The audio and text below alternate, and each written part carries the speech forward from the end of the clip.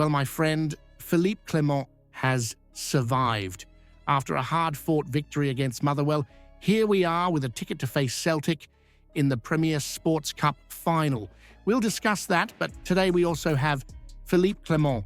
Bad news shared by David Tanner, despite Rangers' win over Motherwell. We'll talk about the clash between James Tavernier and Jack Butland after the first goal. It's important. Motherwell boss reckons the referee got a major Rangers goal decision wrong, and we also have Rangers stuck after official Ibrox paperwork filed. But first, to get daily Rangers news at your fingertips, just hit the notification bell. Let's get into the news. We are the people. Well, here we go. The Premier Sports Cup finals locked in for Sunday, 15th of December at Hampton. With a kickoff time still to be announced, the Celtic lot marched in first, giving Aberdeen an absolute hammering 6-0 on Saturday to book their place. Then our Rangers securing our spot and setting up what's bound to be a proper Glasgow showdown. This will be the first domestic silverware on offer this season, and both clubs will be fresh off European action as well.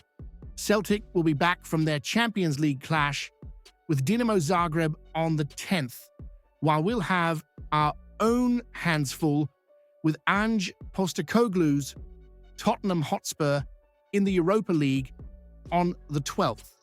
So, with league fixtures on hold, ours against Aberdeen and theirs against Dundee, it's all eyes on Hampton for this cracker of a final. And here's a question to get the blood boiling.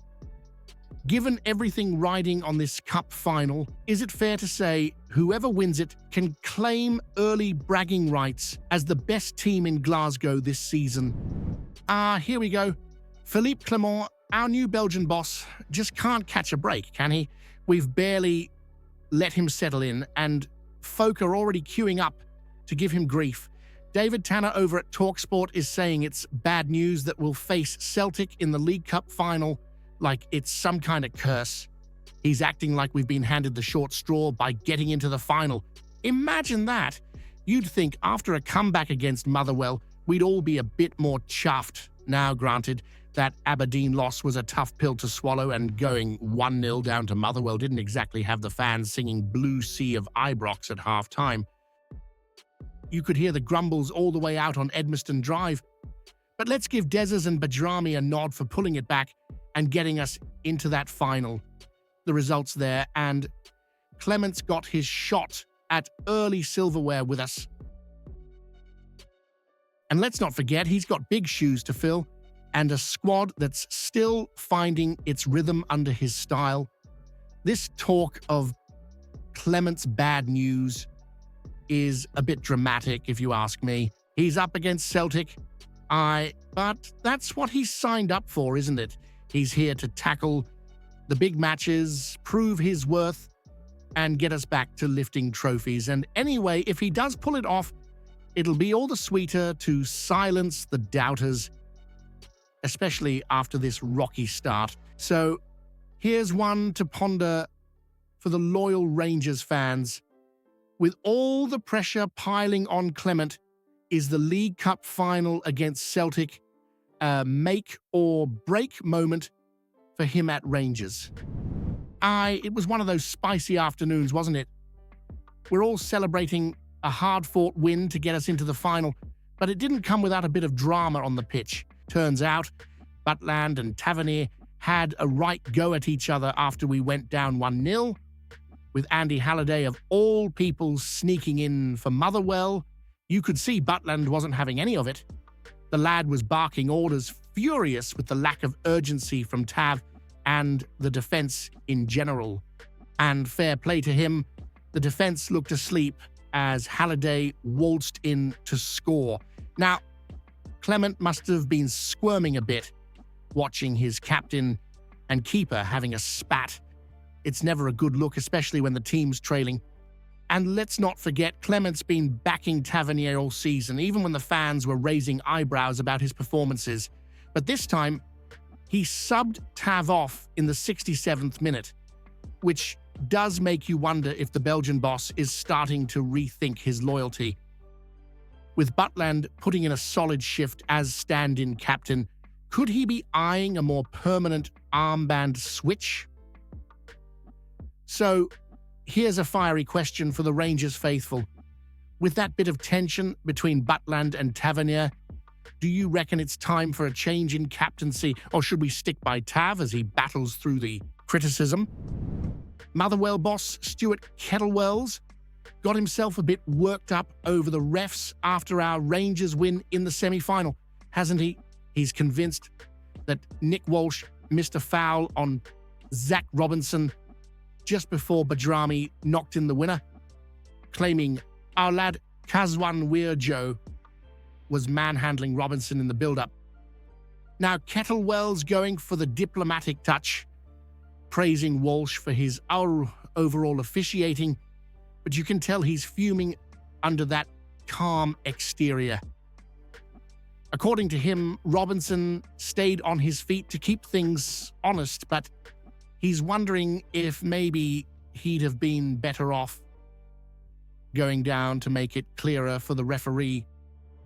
He's got a point, mind you, about the pressures on players to keep the game flowing, but at the end of the day, that's football, isn't it? And if you're staying up, you're risking the ref seeing it as nothing to worry about, and if he really wanted it called, well, maybe Motherwell's man should have taken a tumble. Kettlewell's keen to highlight Motherwell's overall effort and grit, though. He's talking about their determination and how they're pushing for more consistency on these big occasions. Still, it's a bit rich to bring it up after the match, considering they didn't exactly have us on the ropes in that second half, did they? In the end, we turned it around fair and square. So here's a question to stir the pot. Do you think refs tend to give Rangers the benefit of the doubt in these tight moments? Or was Kettlewell just clutching at straws to excuse Motherwell's second half slump? Well, looks like our financial reality is getting a bit of a hard look, isn't it? Stefan Borsens laid it out straight, saying Rangers are stuck in a financial rut, even with that record-breaking revenue of £88 million last season. Sure, we've edged up a bit in revenue, mostly thanks to European money, but it's still nothing like the whopping £124 million Celtic pulled in. They're swimming in it, while we're still balancing the books with a £17 million net loss. Now, here's the rub. Borson reckons there's not much wiggle room to change things up. Our wage bill's already around £61 million, cut down slightly, mind you, from last year, and we've got some hefty match day and operational costs tied to Rangers itself. And with limited income from domestic broadcasting and only modest commercial deals, the club's options seem about as open as a locked turnstile.